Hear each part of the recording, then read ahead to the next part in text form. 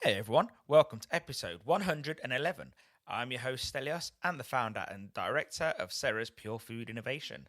Episode 111. Doesn't that sound funny saying that all in one go? As we get closer to Christmas, we've noticed an upswing in sales, but everything is taking longer to source and to make and to deliver. We hope this should settle out after Christmas. We've been talking to FedEx, who is our primary delivery partner for parcels, and they're saying things may start to get a bit slow. So, it's worth, if you do need the product, order it as fast as you can. Same with Palletways, who does sort of our larger shop orders. Just, be aware. We're sort of letting wholesalers know the same as well. It is just going to get tight out there. It is, peak season after all. So, as you may have noticed, we've started slotting these little ads in the beginning of the podcast, and we're never going to insert ads in the middle to break the conversation. It's just the way it is. Okay, so here it goes. Not all gluten-free batters are made the same, and that's a fact. I develop batters, I make batters, I eat batters, you name it. I'm pretty obsessed with it. Did you know that gluten is actually needed? It has a technical use in batter, just like it does in bakery. But, if we didn't need it in batter, then all batters would be gluten-free. What it actually does is that it helps stabilize the carbon dioxide in the liquid, which helps give you a really crisp batter time after time. Without that structure, the CO2 dissipates, leaves the product, and you're left with essentially a flat product, which isn't very nice. When we started developing the Serra's gluten-free batter, we knew straight away that we had to match the functionality of our popular wheat-based batters. If you want to put gluten-free option on the menu, then look no further. Used by some of the best operators in the business. This isn't a race to the bottom when it comes to price and ingredients. Like everything we do at Serra's, our goal is to give you consistency. We love the Serra's gluten-free batter, and I know I'm biased, but I love it because it's crisp and well seasoned. You can have confidence in the batter as it contains no artificial flavors, no artificial colorings, and it's completely allergen free. So the fact that it's gluten free is sort of a step behind the fact that it's allergen free. So get your Serra's gluten-free batter today from worldofserras.com or one of our great wholesalers. This episode is with Danilo Cortellini. We recorded this in early August when he was on vacation in his hometown of Abruzzo in Italy. I wanted to wait before releasing this one a little bit because he had just finished his sort of full-time job as head chef of the Italian embassy in London, and I didn't want this episode to be too sort of confusing or jarring, and also just to give him a break too. You might have seen Danilo on BBC Two's Masterchef The Professionals a couple of years ago, or more recently, appearances on BBC One's Saturday Kitchen, bringing Italian recipes to the mainstream. Although, now the word Italian recipe, after you listen to this episode, probably doesn't, have the same meaning. I absolutely love Danilo's Instagram profile, although he mentions it's on TikTok too, which I'm not on TikTok, so, I leave that for the younger people. His links will be on the show notes, but be sure to jump over to Instagram and TikTok or wherever you are and search for Danilo Cortellini. It was really good to discuss so many topics, but the one thing that stood out to me is authenticity. Authenticity in food, does it exist? What are your thoughts? Anyway, hit me up with that. Enough talk from me. I hope you really enjoyed this episode with Danilo Cortellini.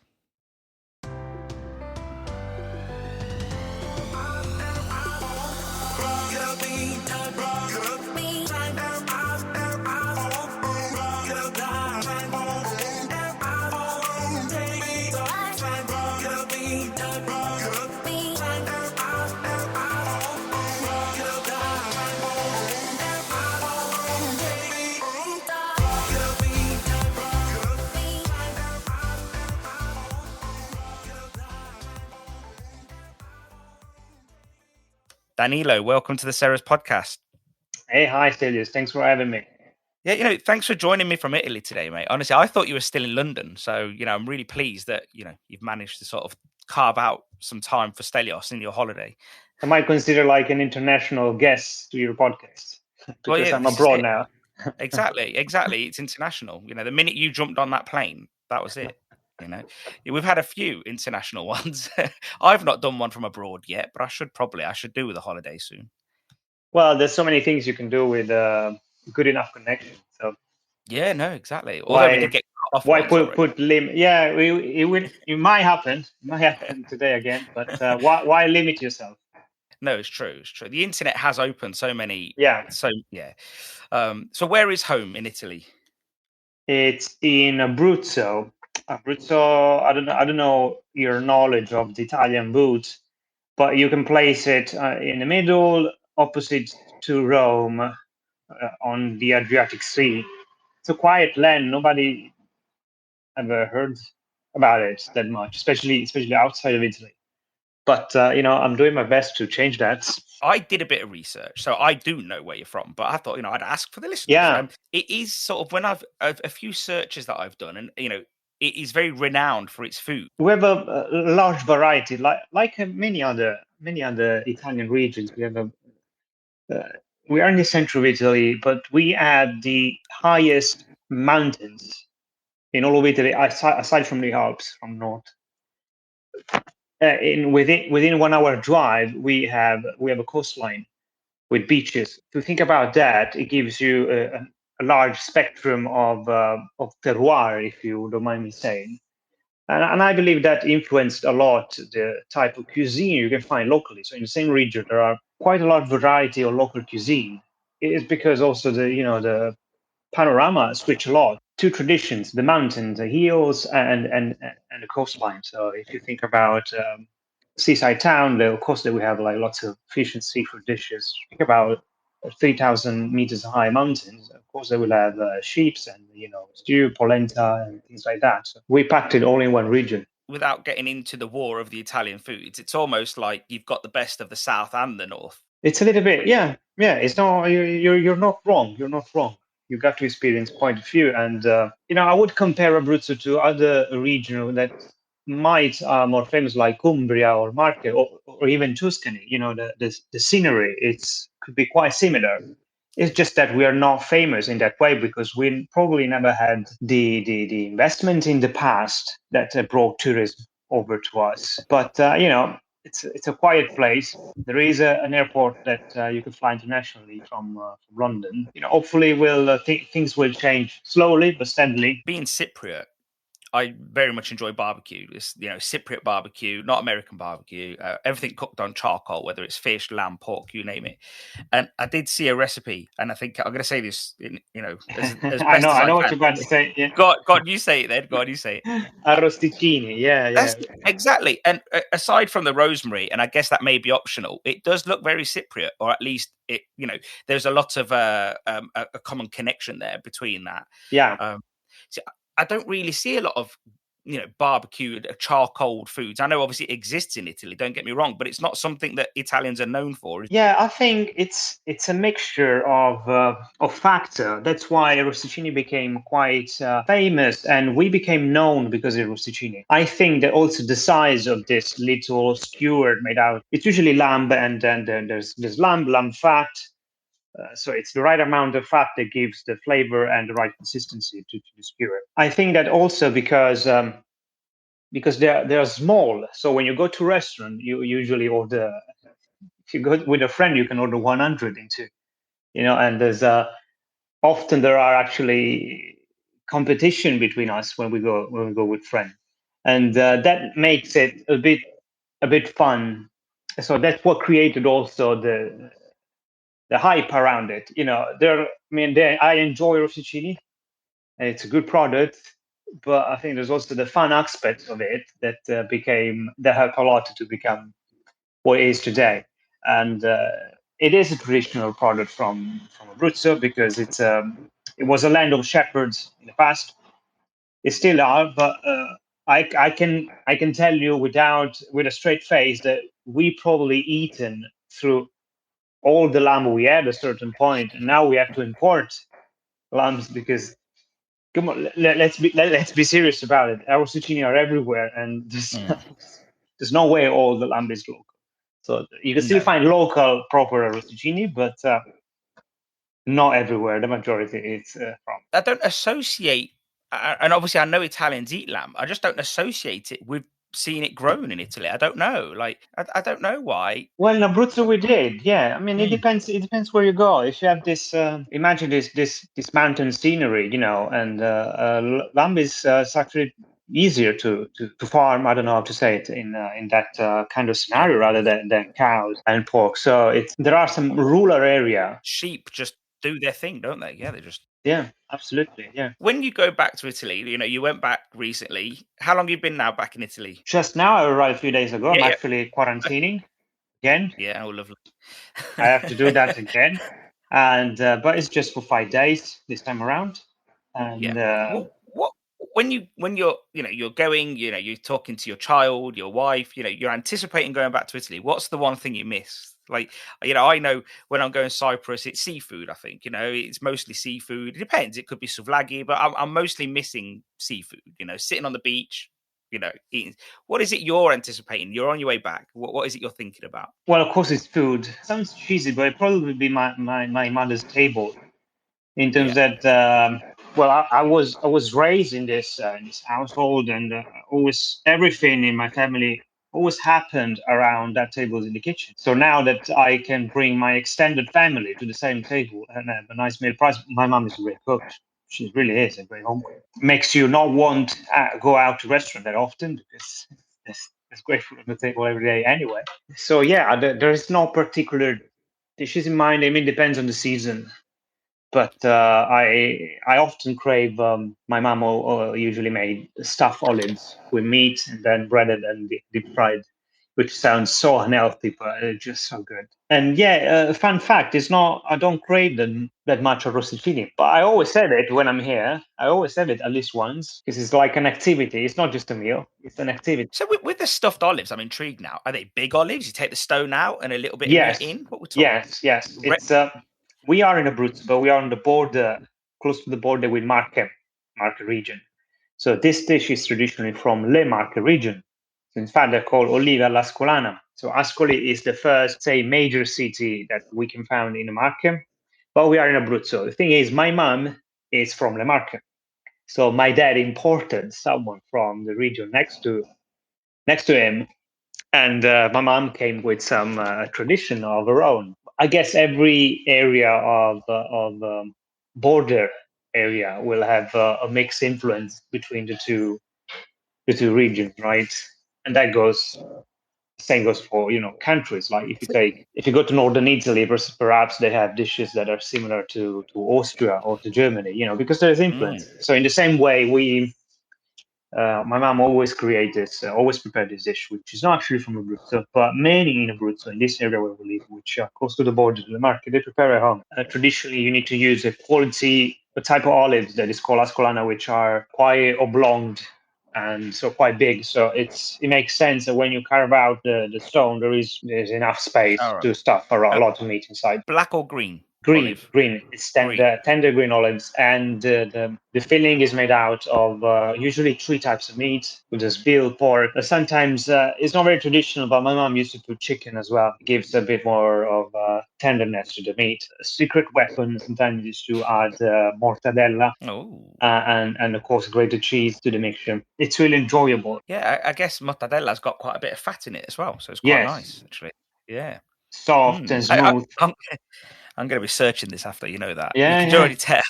So yeah, that's everything I love: meat, olives, and fried food. You just touched on it. Even on a micro level, the foods are very different in Italy. And if you zoom out a little bit, even with regions, the food is very different in it Italy. is. And I suppose that probably goes back to Italy's only been sort of unified for what, a few hundred years, maybe to That's some true. degree. So, what is Italian food? Is it becoming one, or is it still fragmented? Is it still, well, this region does this the best, and that region does that the best? Because that's something we don't have in the UK. I think that Italian food has one cuisine only. It only get categorized outside of Italy.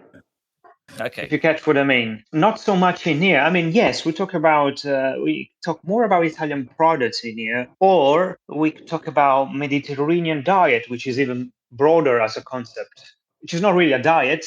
It's just the word diet. I think it's Yeah. wrong to use it in that context. It's not a diet. It's more of a symbol, a way of lives and eating and seeing food different way. But to go back to your original question, it's difficult to put us in a sentence to what is Italian food, because it's so many things. But at the same time, as an expat, I do get the need to find a sentence, and I do get the fact that we are seen as the country of pasta and pizza, and I don't see nothing wrong with it. Everybody loves pasta and pizza. Everybody copy it and mistreat it, which is it's fine. I don't condemn it. I mean, if you bring a Japanese to Italy to see our sushi, probably he will shivers himself. So it's fine. On the other side, I'm not happy if I got a pasta with chicken. No, I'm not happy. But if I see someone doing and they're happy with it, hey, live and let live. One of the things with Italian food, where there's a diaspora, where whether it's Argentina, whether it's Brazil, whether it's England, America, everyone's made Italian food their own. Yeah. And also because obviously the Italians went there and they've used what ingredients they had. And, I watched this great thing on Netflix about it. I think it was Brazil or Argentina. I can't remember, but they almost merged the two cuisines together. I get that, but does that bother you somewhat that, Italian food has somewhat become bastardized to some degree outside of Italy? Or does that happen in Italy too and we just don't see it? It does happen here too, but on a different level, because we're so proud of what we have that it's so difficult for other culture to get in, to actually break into the population. But it was not in the past. If you look at Italian cuisine, as you said, Italy was not a unified country 200 years ago, and if you go to Sicily, there's lots of influences from Africa, Moorish food. If you go to the north, there's lots of influences from Middle European culture, and the list goes on and on. But nowadays, because we tend to get quite protective with our products, with our way, with our culture, because everywhere else it gets bastardized, it gets modified. So it's difficult for other food culture to break in unless they are pretty different, like the Asians. You see, there's so much different from even though I find similarity in Japanese cuisine through Italian food, not in products, not in the way we cook, but in the respect they also had for their products, for their tradition. So I can see some Italian. To answer to your other question, do I get bothered? I used to. I should maybe also because I'm seen as especially Italian embassy. I'm seen as kind of on social media. Sometimes I get messages like, "Please, Danilo, can you reply to this guy who put cream in his carbonara or whatever?" But I don't get upset because hey, if I have to put up a show, I'll tell people you should throw away the cream out of the window. But when cooking carbonara, but it's totally normal that it gets mixed with other culture outside of Italy. It's totally normal that it gets bastardized. Okay, there needs to be a clear communication from Italians, from not from Italians, but from producers about what it is that you should expect when you come into it. But I think I don't get it's upset interesting.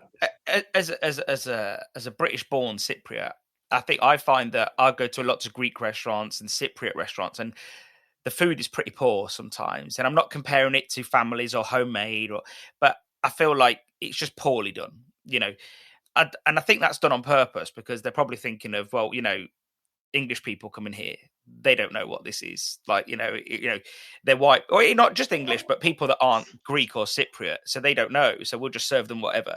Whereas with Italian food, I don't think that is the case. I think that's well, maybe it's to some degree, but I think it was probably in the 40s and 50s. These ingredients weren't available in the UK or America or wherever they were. So then they were creative maybe and said, well, this carbonara, I'll add cream, I'll add ham or whatever, because I can't get hold of whatever else that it needs. So I do think the intentions were good, if that makes sense. Yeah, absolutely. That's why we shouldn't get too worked on about this kind of things. To be honest, if you were in Italy in the 70s or even in the 80s, you would find cream in carbonara too. Yeah. Because just what went on at the time, all sorts of craziness. Craziness. I can just imagine people's reactions, just like, oh, Yeah. But no, it's what do you make of Italian food in the UK? Like, you've been over in the UK, what, 6, 7 years, 8 years? 11 years. Yeah. And well, I've seen a big change in 11 years. Well, I can talk for London mainly because I've been in London even though I travel a little bit. The level is pretty high at the moment. And in fact, I believe that London is one of the cities where you can get the best Italian food in the world, included Italy. Wow. And sometimes even the authenticity of it could surpass some of the food you could get in Italy. Wow. Because That's an impressive statement. yeah, I mean, not because I work in London, because as an expat, you tend, if you love your product, your cuisine that much, as an expat, you are kind of forced to look at it in a different way. Still, there's you could watch it better from a distance. You could see the negative, you can see the positive, you can dig deeper into what brought this tradition to be a tradition, because tradition has always been traditions.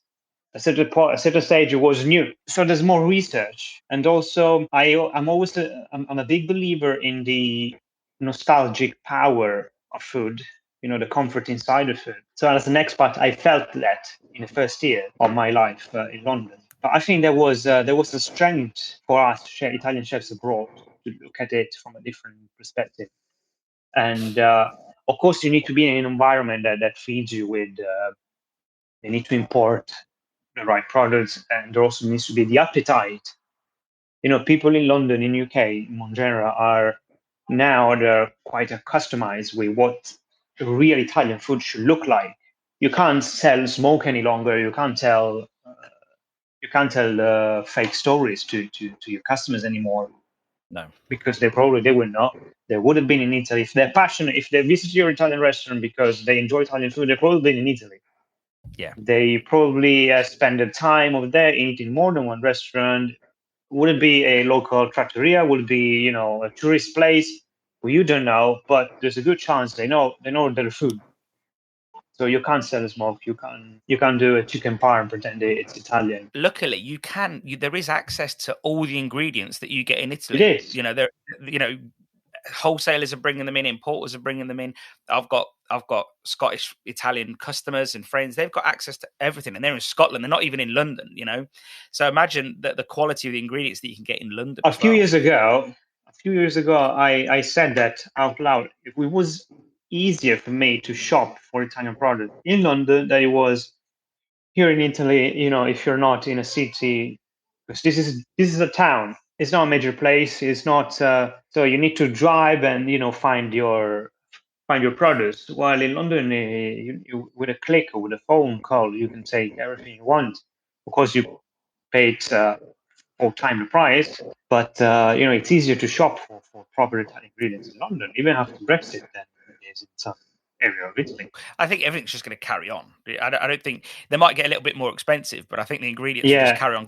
yeah, of course. Everyone will come to realize that procedures needs to be slimmed up a little bit now, and there is a move towards that direction. As far as we know, was announced on Monday that by the end of the year, Boris Johnson said that there will be a smoothing process, a smoothing process in the paperwork to import wines, Mm. which was good news for everyone who imports product, for everyone who buys it, because waiting time would be less and fees will be lower. So last week I bought an extremely delicious Italian watermelon in London. I tell you, it was amazing, so sweet, perfectly shaped. It was brilliant. Through a wholesaler, I paid 45 quid. It was quite big. It's that same watermelon here. It sells for less than a third of the price, even less.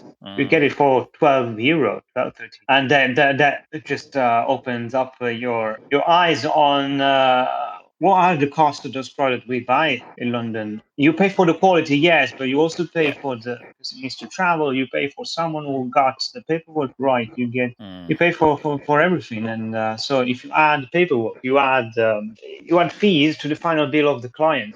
So I paid £45. I need to slice that watermelon and sell each slice for £8 to get my £45 back and to get a little bit of profit to that. If it doesn't waste in the fridge, because it was a big watermelon. Yeah, and I think that half the problem is that it's a chilled product, it's a perishable product. So that Yeah. means it's got to go on a plane, and then it's got to be kept in a chiller. It's not like, I don't know, for argument's sake, not if you're importing over dry pasta or dry flour, it can go on a container or at the back of a lorry. I guess they're still going to add some profit, but if a bag of 16 kilo flour in Italy is, I don't know, for argument's sake, €15. Maybe when it comes to the UK, it might be 23, 24. Yeah, it's not that dramatic. But I think anything that's going to go sort of has like a 7-day window, like fruit. Yeah, that's why the margins are so well. The prices are so steep, isn't it? Really.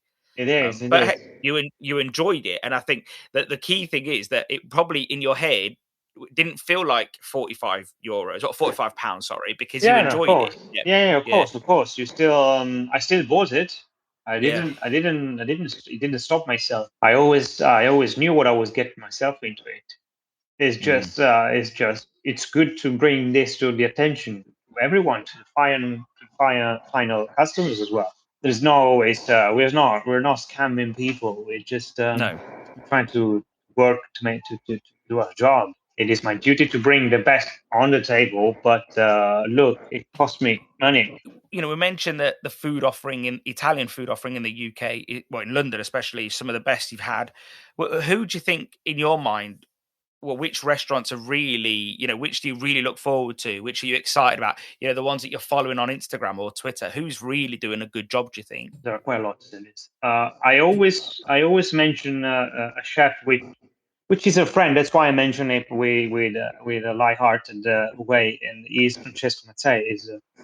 It's quite a big name in the hospitality industry for the Italians in the UK. He has 3 restaurants in London. The level of his cuisine is it's always sorry, I'm lost for words now. It's the standard are always the same, and the level of authenticity it's across all the restaurants. It's spot on to me. So either if it is bread or homemade pizza, or if it is a pasta, if it is a seasonal specialty, I always find that is spot on with the authenticity. So there's one restaurant called Fiume, which is in Battersea. Fiume means river, so it's on Battersea Power Station. Okay. He has another one in Mayfair, which is called Sartoria. Sartoria means tailor in Italian, and the restaurant is in Savile Row. And there's another one in Islington, which is called Radici. That means root. His restaurant always offered, I was always impressed with the level of cuisine, but the authenticity of each dish is always steep root. Every dish is as a story linked to a real Italian tradition. I think it's great. You need to bring in, if you want to find something new, it's actually easier to go and dig deeper in what you already have and bring that to life, bring that to a new. And that's what we are good at.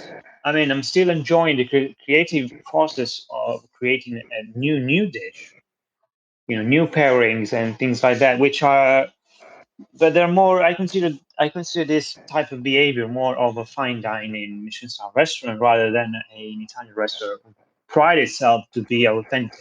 Now, authentic doesn't need to be a restaurant of the past, doesn't need to be a trattoria, doesn't need to be big bowl pasta throw on a plate. But there needs to be a link with what tradition is, and see it from a chef perspective, see it from a critical perspective, a recipe, change it up where you think it's needed, spice it up, bring it to a modern day. I think this is a strong point for us Italians. With Francesco being Calabrian, is it Calabrian, or is it again? Is he buying it? Is he sort of inspired by all of Italy, do you think? The thing that he planned well was having more than one restaurant. He could focus one restaurant towards his Calabrian roots, while in another one, because he have worked in other places in Italy, so he gained experience in other cuisines. He could focus on dishes from northern Italy. So if you go to Radici, perhaps I think is the one that has more linked to Calabria, for example. You will not order veal Milanese over there because you cannot find it in the menu, which is a dish from Milan. I believe it's worked in Milan in the past, not 100% sure. But if you go to South Korea, I'm pretty sure you can find a Milanese over there. So it's he was able to play it with having more than one restaurant, more than one outlet. He was able to play well the regional card. A lot of your portion of being in the UK was being the head chef at the Italian embassy. You've now hung up your apron there, but you still help out doing consultancy and so on. What was that day-to-day like there with that? Was that exciting when you first got that job, or was it restrictive? How, give us a little insight of a day-to-day working at the Italian embassy. Well, it was different. To start with, it was different. It's it's a political environment, so everything was it was difficult to start with because Okay. I was trained in restaurants, in BT restaurants, in Michelin star kitchen all my life. But I was looking for a step out. So that came at the right time, that opportunity. So the job at the embassy slowly turned me into more of a private chef. Hence, that's why I opened a catering and event business Yeah. along the side. But initially, it was difficult to get my head around protocols. The new, it's a diplomatic environment, it's a political environment. So it's not there's no such thing as the chef suggests to eat this way. Can't say the food come first because purely it isn't. People don't come to an embassy to eat. I mean, they do. They actually do at the end of the day, but it's not the meaning for the visit. I like to think that I helped in many occasions with meetings to go smooth because it's always better to discuss when you have a nice meal and a good glass of Italian wine rather than on an empty stomach to discuss important matters or delicate matters if you want. It just was a different pace and a different type of environment. So there was a shift of priorities. Yeah. So I had to get my timings right all the time. The scheduling has to be on point. Menus crafted not only on the taste of the ambassador, but crafted on the guest list as well, the requirements, the occasion, the time allowed to the occasion, or speeches.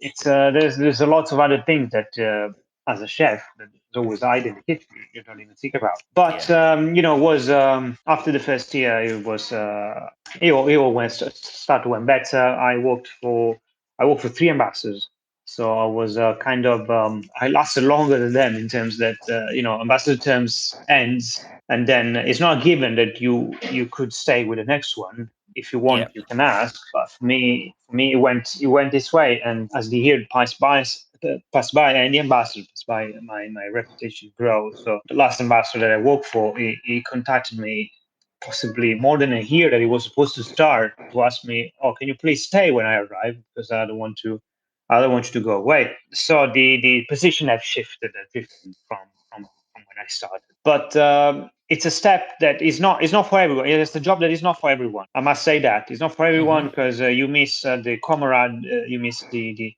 brigade spirit, you miss.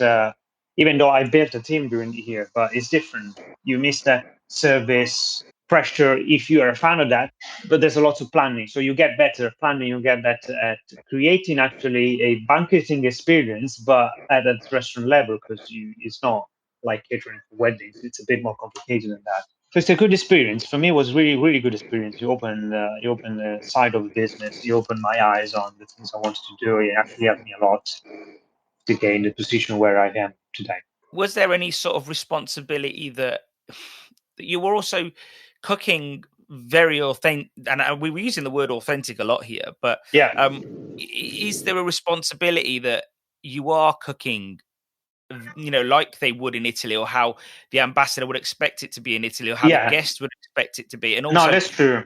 yeah, are you also flying the flag for Italy? That if an English ambassador came to see the Italian ambassador, are you also showcasing the Italian food as well to some degree? Absolutely true with that, because as I said, there is no longer the phrase "the chef wants this," "the chef suggests this." Mm. Nobody cares about that. Okay. But the good thing is that you get to know your guests in advance in terms of guest lists and things like that. Everything is planned. So our ace up our sleeve was that we were able to plan accordingly our menus in terms that, well, because first we have to know dietary requirements, and also we know the ambassador is the host, so we know what he likes or dislikes. Hmm. But then we need to take into consideration timings, and we need to take into consideration who our guests are in terms, are they Italians? Are they foreigners? So, because if they are Italians, perhaps they would expect a bit more of a contemporary Italian cuisine in terms that what you might be able to find also in Italy in a fine dining restaurant, which there is a bit more of a contemporary vibe. If you let me pass this word, but if the foreign guests well traveled, perhaps they would expect a higher degrees of authenticity and tradition within the menu. That is something that we definitely take into account with drawing up our menu.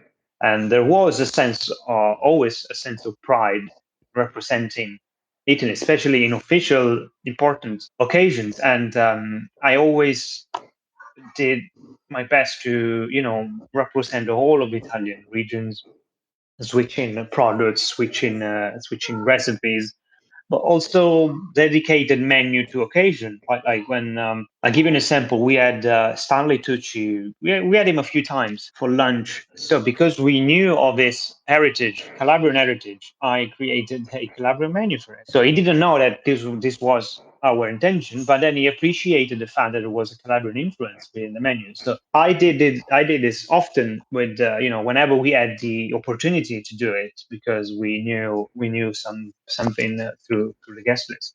So there was definitely a par condition in terms of wanting to represent Italian cuisine as a whole. And is it always like the most indulgent foods, or was it actually sometimes a lot more simple as well? No, every occasion has its food. It's not always indulgent. It's not always flamboyant. There are occasions where you can do a bit more, and others where you have to kind of restrain yourself. As I said, it's not always the food first. So like Yeah, there of are course. there are business The- lunches where you need to stick to timings, or perhaps you want to do a dessert, but it's not really the right occasion where they can enjoy a proper chocolatey dessert. It's best to go for a fruit salad. I mean, it's in our interest to do the best for the schedule to run smoothly, rather than always want to impress. and now you're sort of out of that role. What do you think you've took from it? You've worked in some good kitchens, you've worked there, and have you sort of brought it all together? What have you sort of learned, do you think? Well, definitely the experience will stay with me, and I gain confidence in what I want out of my work, and I gain confidence in what I think it is I should envision my cuisine and Italian cuisine in more of a general way. Well, 10 years. I worked there for 10 years. It's quite a long time considering that I'm 36. But it's something that I've changed the way I cook, the way I see the Italian cuisine, and it's something that started probably just before I moved into the position, but it just helped me to reinforce what I wanted to get at. And so my food changed. I'm much less fuss, and much more uh, effect, rather than create always. Um, I think I've lost my need to always impress, and I've lost kind of that ego, or that possibly most chefs have. I don't say anymore I want to express myself with my food. If I want to express myself, I speak out. Or I don't get anymore the need of saying, this is my cuisine, this is my way of cooking. Or if someone doesn't like it, I don't defend myself anymore by saying, oh, they don't get my food, because food is food. You don't need to get it, you need to like it. Mm. And forgive me for saying this, because I don't want to sound rude. If I see Italy as it is right now, there are possibly 10 chefs in all of Italy that could say, this is my food and I want to express myself with it. And you have to understand it. Everybody else, like me, we're chefs. I mean, hopefully I'm getting the right message in terms that food needs to be enjoyable. That's what I think. It needs to be. It's more about the whole experience of it. Where you have your food, how you have it. Does it taste good? Does it make you feel good? Are you happy about it? I don't overthink it anymore, and I don't want my guests to overthink it. I just want them to have a good time and to enjoy the bowl of food and to come back for that. And this, I think, is supposed to start a long time ago. It's just been enforced by this period of this long period at the embassy, and it's more of a reflection of how I also behave when I go to restaurant, and seeing how the guests behave. Where do they come back to when they go out to lunch, to dinner? Do they go back to that restaurant that had, that pretentious restaurant that had the aspiration of promoting an idea throughout the food, or do they come back to the place where they had an enjoyable experience. They were great, and they said food was delicious without overthinking that.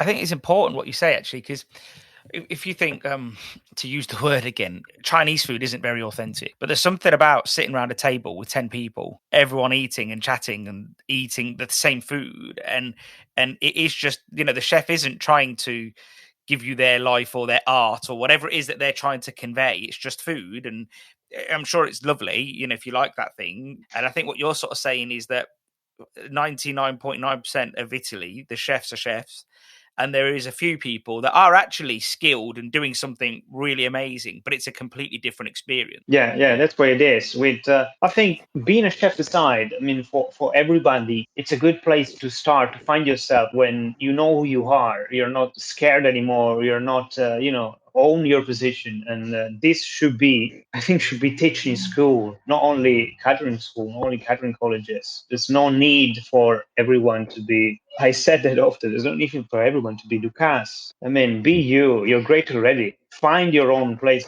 But I get it, at the beginning of the career, it's difficult to be yourself. You need to find yourself first. But if you are lucky enough to be in that position where you realize who you want to be, don't be afraid of it. Embrace it, and you will be happy with it. It's not a close analogy, but it's close enough. A few years ago, I went to a Greek restaurant in North London. Just fancied it, me and a friend, and we went in. We ordered some souvlaki, some grilled meat, some seafood, and the grilled meats, the souvlaki had balsamic glaze on it, balsamic vinegar glaze, and I just thought Why? yeah, it didn't taste right for a start, because I'm not an overly huge fan of the balsamic glaze anyway. I think Yeah, nobody should be. yeah, I was going to say, I'm sure maybe someone who invented it did it well. Whereas most people now just sort of, well, they buy it in, I guess. But it just didn't work anyway.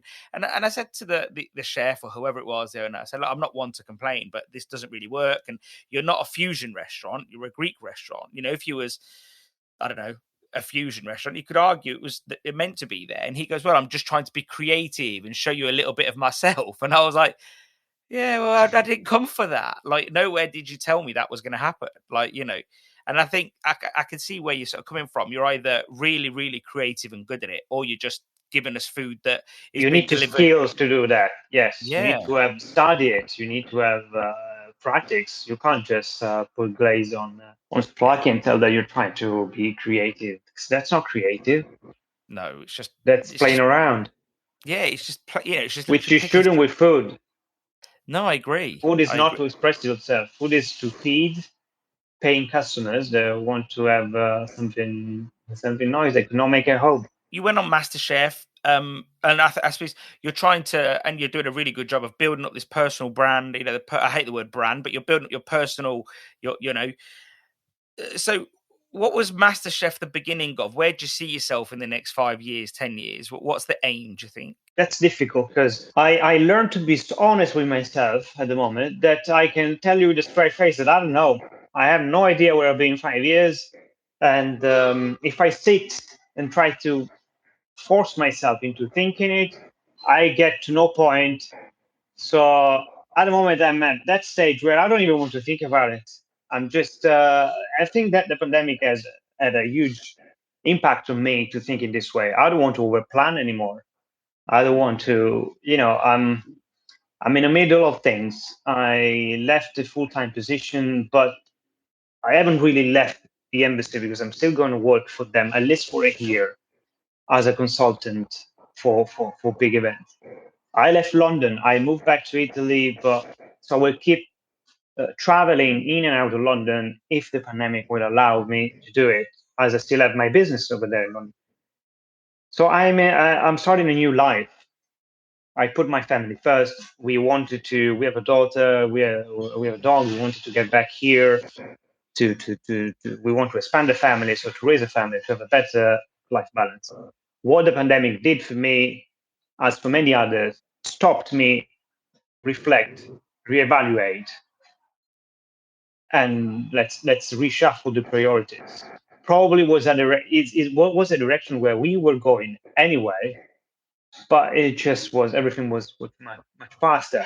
And if it wasn't for the pandemic stopping me from the way I was working before, I don't know how long it would have taken me to realize that I was overworking myself too much. I think a lot of people have had that kick up the bum, with the pandemic, really. Yeah. So I'm kind of happy to be in a position where I don't know exactly what I'm going to do. I need to see how this new life shapes out before having any idea of what. Because there's no longer for me. It's no longer a question of what you want to do or chase your dream. To be honest, I never think that way. And there was a time where I thought there was something wrong with myself in not being able to express your major dream in your career. Oh, do you want to open a restaurant? What is it that you want, and chase it? So if there's anybody hearing this and finding themselves in the same position where you don't know your dream yet, it's fine as long as you're happy. I am in a position where now I know it's not all about me. It's not all about my goal and dream. I just want to have a good balance of life, and I want to be happy. Am I happy giving priority to my family at the moment? Yes, I am. So work-wise, I think at the moment I've shifted to a second position where I will do what I can. So I will probably find. I want to be in the best position to be able to pick what I want to do. So this is what I'm going to do. This is my goal at the moment. Put myself in the best position for when I am mature enough, or the situation is mature enough to choose what it is that I want to do. Yeah. So it's a bit No. more. It's a bit more complicated than just wanted. Life is complicated. It's not like decide what you want to do and chase it. It's not always like that. It's not a straight line, is it? No. There's so many other things that you need to think. I think this honesty is really appreciative, because I know someone that I was chatting to the other day, and he said a friend of his who was a Michelin star restaurant says, "Oh, he wanted to be a Michelin star restaurant from the age of 4," and I thought to myself, is that the PR talking, or is it real? I'm not being funny. Like, if you've not been in a restaurant, I didn't grow up in a restaurant, so to say I want to be a Michelin star chef at 4 years old, it just sounds a bit extreme to me. Like, It's a bit far-fetched, but yeah, everything could be true. yeah, and what you're saying is you're just saying the truth. I don't know. I'll see where I go. This is what happens, and there's something refreshing about that type of honesty. If I'm completely honest, like that, to say, I'm putting my family first. We'll figure it out. Nothing wrong with Yeah, that. I have confidence in, as I said before, I have confidence in what I grew up into as a chef, and I'm not scared anymore of being honest with myself. And then, and this brought a new type of joy in terms that if I'm being honest with myself, I can be honest with anybody else. Yeah. Usually, everyone's battle is with themselves first. Too right. I agree completely. I did watch some of your. I was on your Instagram feed earlier, and I have to say two things.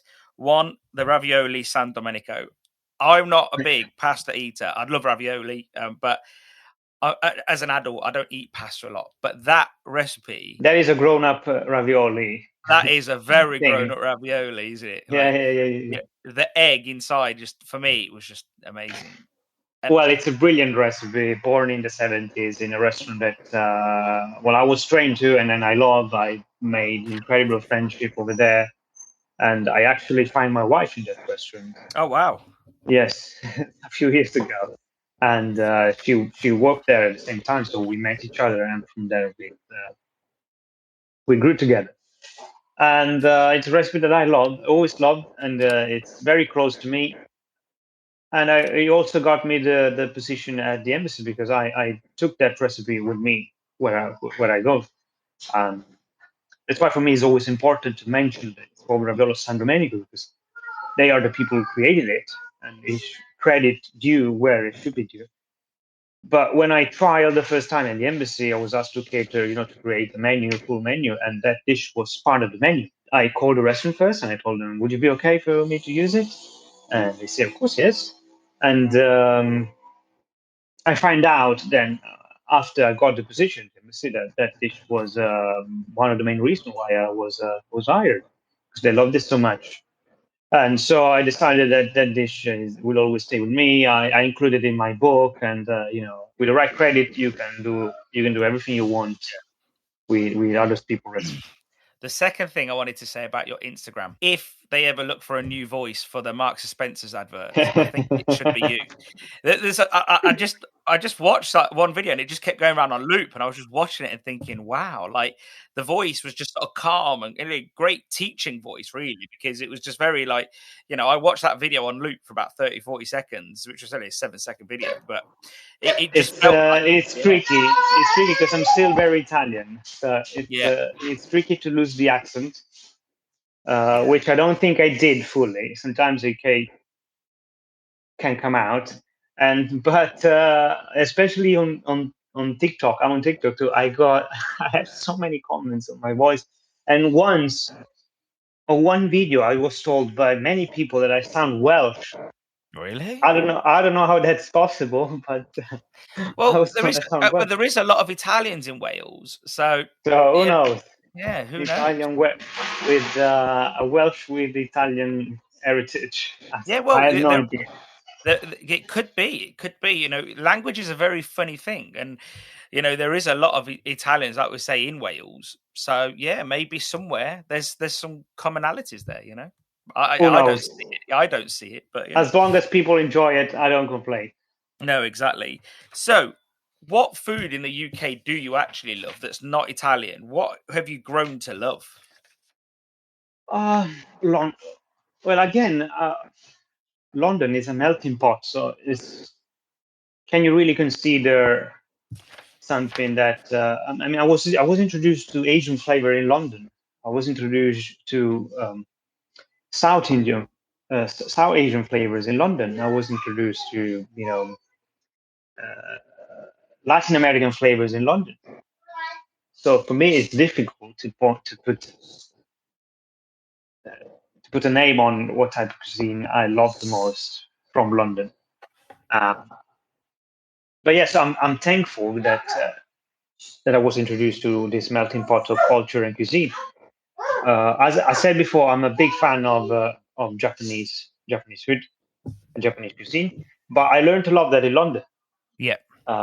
If I need to think of a British dish that I love, then I would go into stews. I would go into pies.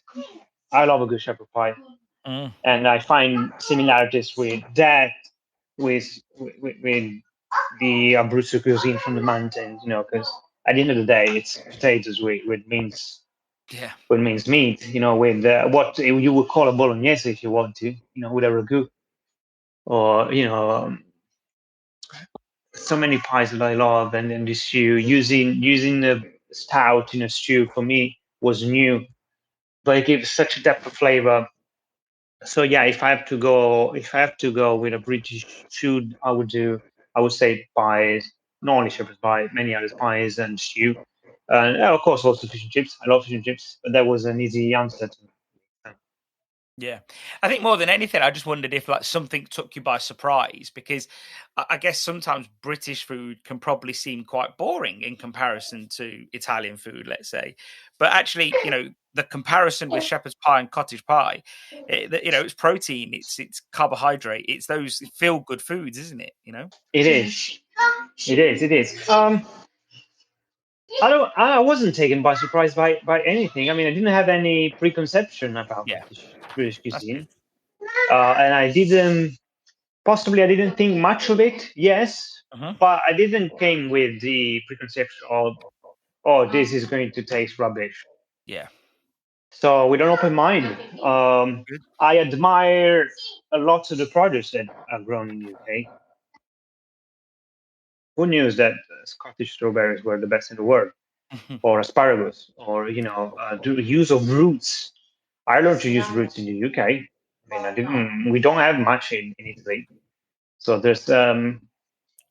it's not so much about perhaps dishes or cuisine, traditional dishes, but it's what made these traditional dishes. So the produce that you could find in UK that I was more surprised of rather than Yeah. the dishes. Mm. Well, fantastic.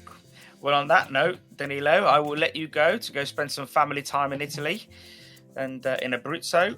And I just want to say thank you for your time, because I know that obviously family time is precious. Thank you, Silas. Thank you for having me. It was a pleasure to chat with you today. Yeah, I'm really looking forward to see how things pan out for you, genuinely. Yeah, me too. Yeah. Me too. It would be a surprise for us both. Yes, that's the best thing. All right, man. Have a great day. Thanks so much. Thank you to Danilo for joining me on the podcast. If you want to follow, jump over to all his socials. I'll link to them in the show notes, but just basically search Danilo Cortellini. You'll know his feed, on Instagram or TikTok. It's just full of beautiful images, beautiful Italian food that is cooked up.